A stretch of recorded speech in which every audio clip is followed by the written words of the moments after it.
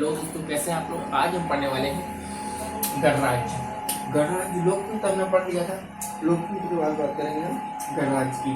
तो गणराज्य की जब हम बात करते हैं तो सबसे पहले गणराज्य की परिभाषा देखते हैं। गणराज्य कहते किससे है, गणराज्य क्या है। इससे तात्पर्य एक ऐसे देश से है जहाँ राज्य का प्रमुख वंशानुगत न हो। मोस्ट इम्पोर्टेंट, जहाँ राज्य का प्रमुख वंशानुगत न हो बल्कि प्रत्यक्ष अथवा अप्रत्यक्ष रूप से जनता द्वारा चुना गया हो। अब दो चीजें आती है इसमें, राज्य का प्रमुख और शासन का प्रमुख। शासन का प्रमुख कौन है? शासन का प्रमुख वह है जो वास्तव में शासन चलाता है। राज्य का प्रमुख कौन है? जिसके नाम से शासन चलाया जाए, जैसे कि राष्ट्रपति। राष्ट्रपति के नाम से शासन कौन चलाता है? प्रधानमंत्री। जहाँ जहाँ जैसे हम लोग पहले पढ़ा था उसमें बताया था कि पार्लियामेंट्री डेमोक्रेसी होती है, एक प्रेसिडेंशियल डेमोक्रेसी है। तो जहाँ जहाँ पार्लियामेंट्री डेमोक्रेसी है वहाँ ये दोनों चीजें देखने को मिलती हैं। कौन कौन सी है?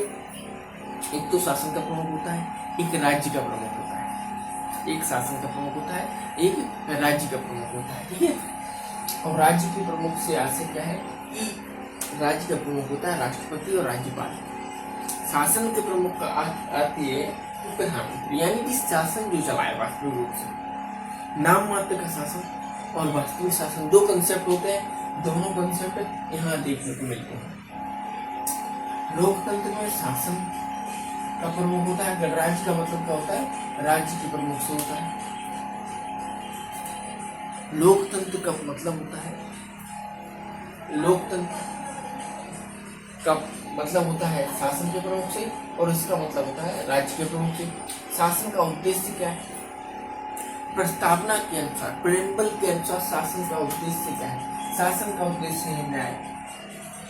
शासन का उद्देश्य स्वतंत्रता। इस तरीके से शासन के और भी उद्देश्य हैं जिनको हम आगे पढ़ेंगे। तो सबसे पहले न्याय की अगर बात करें तो न्याय क्या है? प्रस्तावना के अनुसार जो न्याय है सामाजिक रूप से न्याय है, यानी किसी भी व्यक्ति को सामाजिक तौर पर अन्याय न मिले, किसी को आर्थिक रूप से अन्याय न मिले, किसी के साथ अन्याय न हो और राजनीतिक रूप से किसी के साथ अन्याय न हो। ये तो हो गया न्याय। और प्रस्तावना के अनुसार न्याय।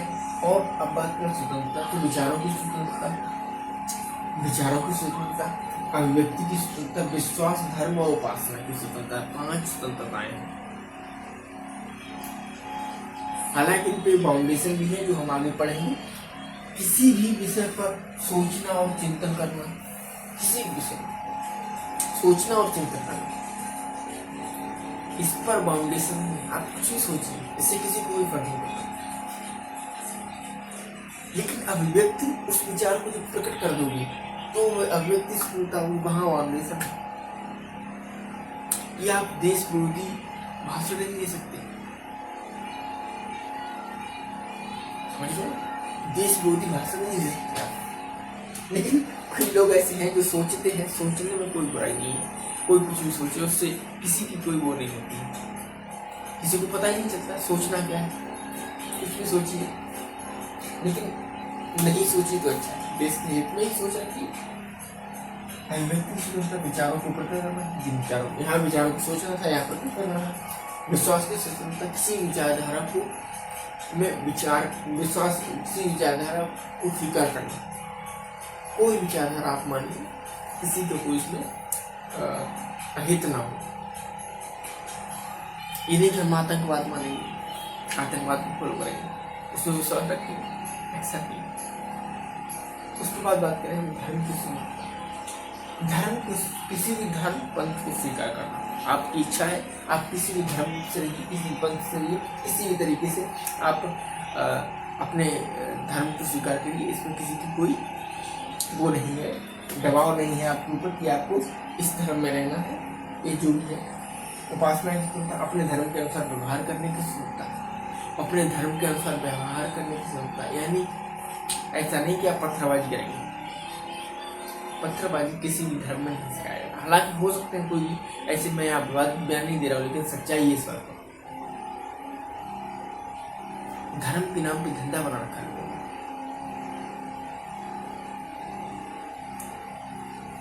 इस सोचने की बात है कि पत्थरबाजी कौन सा धर्म है? पत्थरबाजी क्या बात है? किसी भी धर्म के अनुसार व्यवहार करने की स्वतंत्रता, इसमें पत्थरबाजी शामिल नहीं है। नहीं कि हमारे धर्म ने कह दिया कि हम पत्थरबाजी करेंगे तो पत्थरबाजी करेंगे, ये हमें स्वतंत्रता देता है। ऐसी स्वतंत्रता नहीं मिलता है बिल्कुल भी। आपको अपने धर्म के अनुसार ऐसी स्वतंत्रता है जो किसी का अहित न हो, किसी के साथ अन्याय नहीं कर सकते आप। अन्याय से मतलब आपके हाथ में जो होगा वही फंसा हुआ, आप कैसे न्याय करोगे, लेकिन किसी के हितों को प्रभावित नहीं कर सकते आप। आपके कारण किसी और दूसरे के हितों को प्रभावित नहीं किया जा सकता। धर्म एक विचारधारा है। धर्म किसी के पत्थर पड़ने वाला धर्म नहीं हो सकता। चलिए, एक काम सरकार का है, सरकार करेगी तो उनको पत्थरबाजी वाला उनको रोकती है सरकार।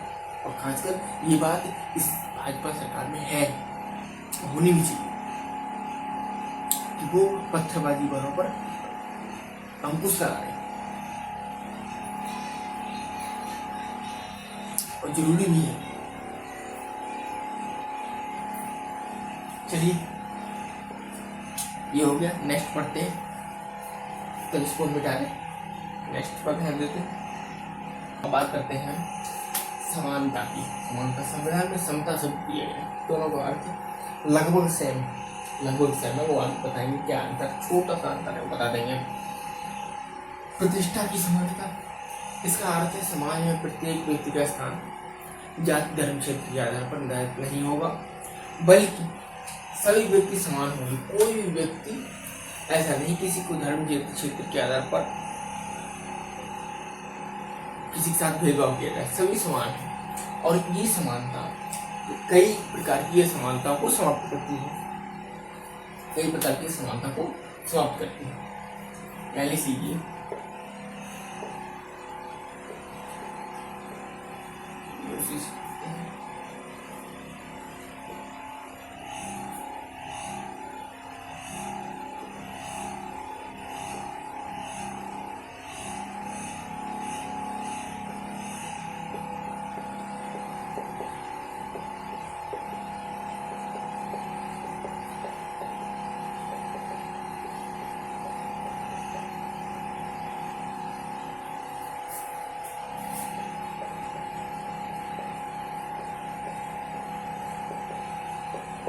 इतना और बढ़ा लीजिए। इसमें एक प्रकार की समानताओं को असमानताओं को समाप्त करती है। दूसरी इसमें पड़ती है अक्षर की समानता। ये डालिए ए नंबर, ये होने लगा बी नंबर। अक्षर की समानता, इसका अर्थ है प्रत्येक व्यक्ति को विकसित होने के समान अवसर प्राप्त है, यानी सभी व्यक्ति अपने जीवन में विकसित हो सकते हैं। ऐसा नहीं है कि कोई व्यक्ति अपने जीवन में आर्थिक रूप से, सामाजिक रूप से या फिर किसी भी प्रकार से उसके अवसर को उसके अवसरों के साथ भेदभाव नहीं होगा। ऐसा नहीं किसी व्यक्ति को अधिक अवसर दे दिए, किसी को कम दे दिए, है ना। हालांकि वो आनुपातिक समानता जब पढ़ेंगे तब बताएंगे कि किसी विशेष वर्ग को, आरक्षित वर्ग को और आरक्षित वर्ग के अवसरों में है कुछ अंतर है। किसी को 6 टर्म मिल जाते हैं, किसी को 9 टर्म मिल जाते हैं, किसी के साथ ऐसा कुछ है। ऐसा चीज जो है वो अनुपातिक समानता में आती है, वो हम आगे पढ़ेंगे तब बताएंगे कि भारतीय संविधान अनुपातिक समानता को मानता है।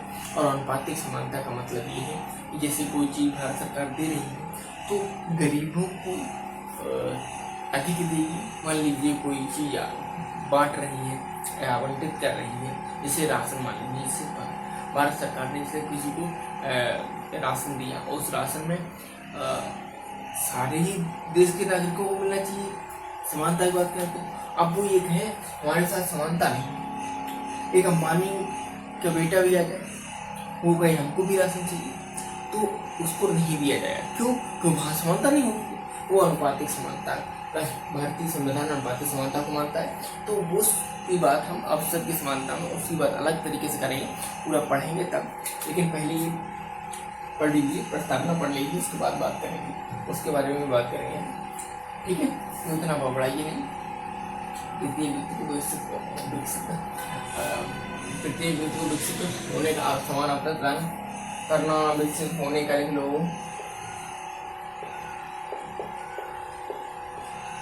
विकसित होने का समान अवसर प्रदान करना, व्यक्ति की कर्मा, प्रत्येक मानवीय पूर्ण जीवन सुनिश्चित करना, कोई व्यक्ति पशुवत तरीके से न जिए, प्रत्येक व्यक्ति मानव पूर्ण जीवन बताए, ये भी एक प्रकार का